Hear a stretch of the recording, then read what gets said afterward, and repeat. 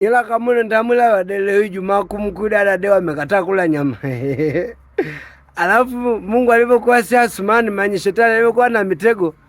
Nimepita nikakutana na blaza Mwabena akasema Kitefu agiza chochote unachotaka hotelini. Mkuda dada nakutana ananipitishia nyama nikasaa shetani ninakushinda pamoja na majaribu yako. Nikatoka pale ili kwa ajili ya kutuliza hamu ya nyama pale nimekuja naangalia tu wanyama huko. Naangalia ng'ombe ndawela wade. 8. Naangalia ng'ombe uwekezaji alioweka blaza Mwabena.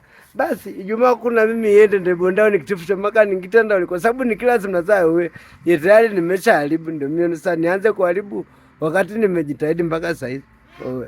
Kula nyama mpaka Pasaka. Nikaenda nimeangalia mpaka mabata mzinga egala. Nimeangalia manyifiki, kuku, bata na vitu vingine. Ninajiangalizia tu ili hamu ishe. Kula sili na hapa. Leo sili nyama mpaka baadaye jioni. Au mpaka Pasaka. Mkuda